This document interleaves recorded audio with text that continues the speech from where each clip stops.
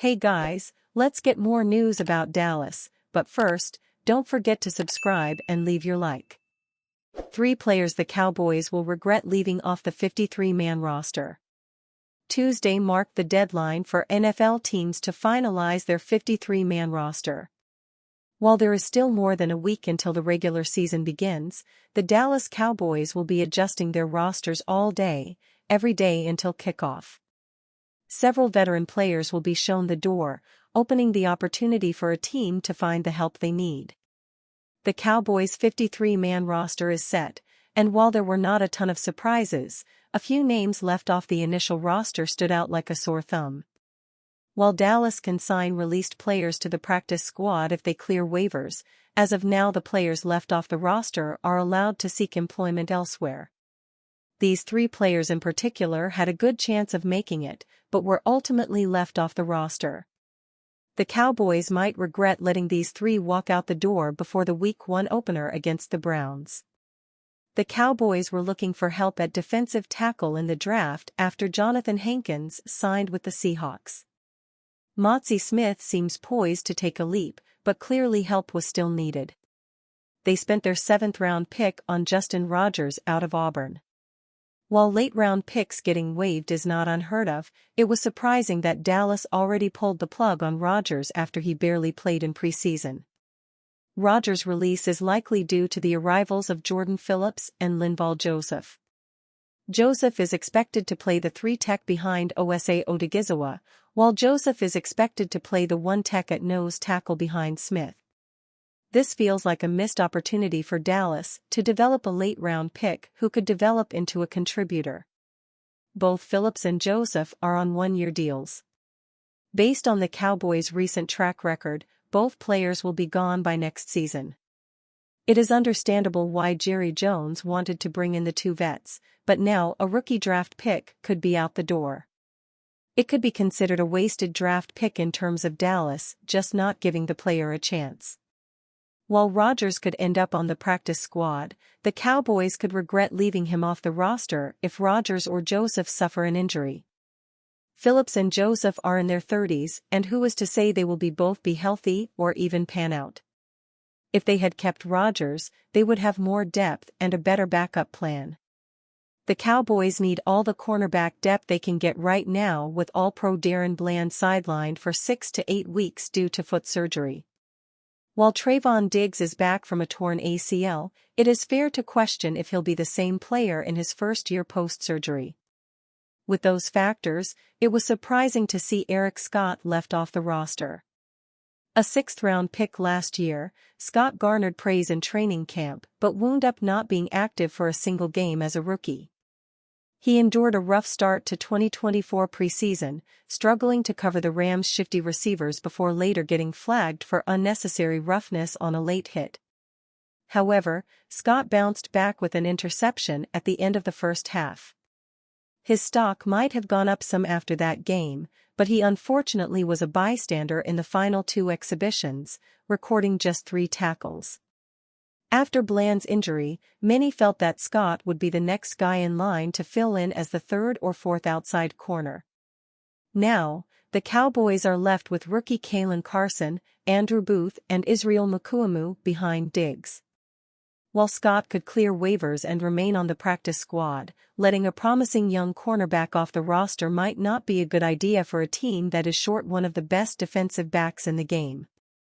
Early on Tuesday, the first big surprise of the Cowboys' roster cuts occurred when tight end Peyton Hendershot was traded to the Kansas City Chiefs for a conditional 7th-round pick in 2026. It was widely reported beforehand that Hendershot was going to get waived. On the surface, the trade looks genius for Dallas since they got a draft pick for a player they were going to cut anyway. However, this could be one the Joneses regret. Injuries are rampant in the NFL, and when the injury bug bites the Cowboys, they often have to scramble because of their lack of depth. The Cowboys' tight end room is led by Jake Ferguson, but Hendershot proved just as capable as Luke Schoonmaker of being an impactful depth piece. He scored 3 touchdowns as an undrafted rookie in 2022 and looked like he could do the same in 2023 after Dalton Schultz walked away. Unfortunately, Hendershot missed time due to injury, and Ferguson's emergence as a budding star paired with Schoonmaker's solid rookie season made Hendershot expendable.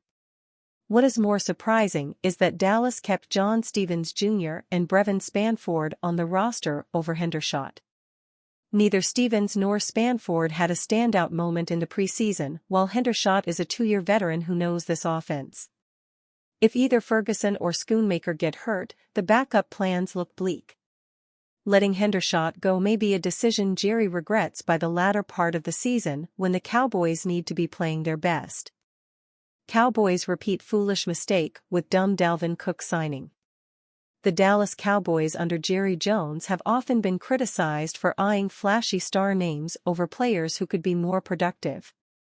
While the relative regular season success of the Dak Prescott era has helped alleviate some of those tendencies, Jones couldn't help himself with Dalvin Cook.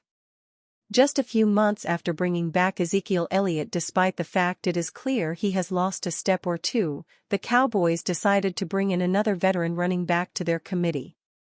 Rather than get someone more productive, Jones is rolling the dice on Cook's name value.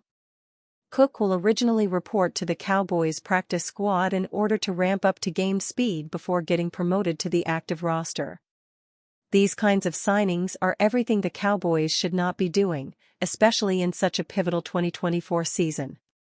Cook is not the Pro Bowl player he was with the Minnesota Vikings.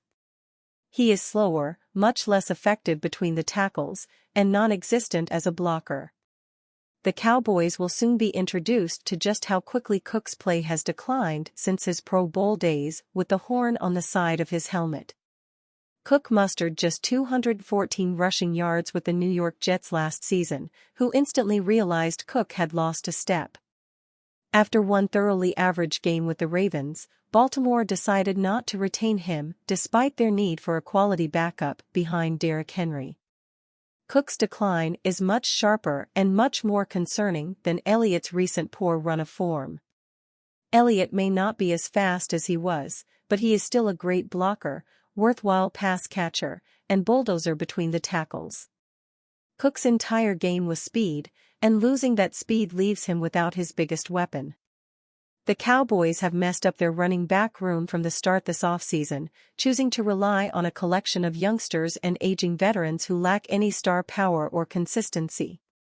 If Jones thinks Cook is going to be anything more than a lottery ticket, and will be someone who can stabilize the backfield, it's, quite frankly, baffling. With the Jets largely being cast out of the public eye after the Aaron Rodgers injury, the nation didn't see just how noticeable Cook's fall was. With the Cowboys, Cook's inability to become the 1,000-yard rusher he was in Minnesota will be televised for the world to see. CeeDee Lamb has message for Cowboys about Dak Prescott's contract. CeeDee Lamb has finally resolved his contract situation with the Dallas Cowboys, and the star wide receiver is hoping the same will happen with Dak Prescott sooner rather than later. Lamb and the Cowboys on Tuesday agreed to an extension that made the former first-round pick one of the highest-paid wide receiver in the NFL. Shortly after the news was announced, Lamb was asked about Prescott's ongoing negotiations with the Cowboys. Lamb sent a clear message to the team. "You look at our numbers together, they're at the top of the charts," Lamb said, via Grant Gordon of NFL.com. "And I have no doubt that they're going to get a deal done. We all know that I want Dak here. Jerry wants Dak here, too. So, let's just get this under control, kill the speculations." Unlike Lamb, Prescott has not held out this offseason. The quarterback is prepared to play out the final year of the 4-year, $160 million extension he signed with Dallas in 2021. While Jerry Jones has said he has every intention of keeping Prescott beyond the upcoming season, the Cowboys owner indicated recently that an extension this year is unlikely. Prescott's current contract contains a no-franchise tag clause, so the Cowboys would be taking a big risk if they let him hit free agency. Jones appears willing to assume that risk, even if Lamb and many others would prefer that a deal get done now. And you, fan? What do you think of the situation of Dak Prescott? Leave your opinion in the comments.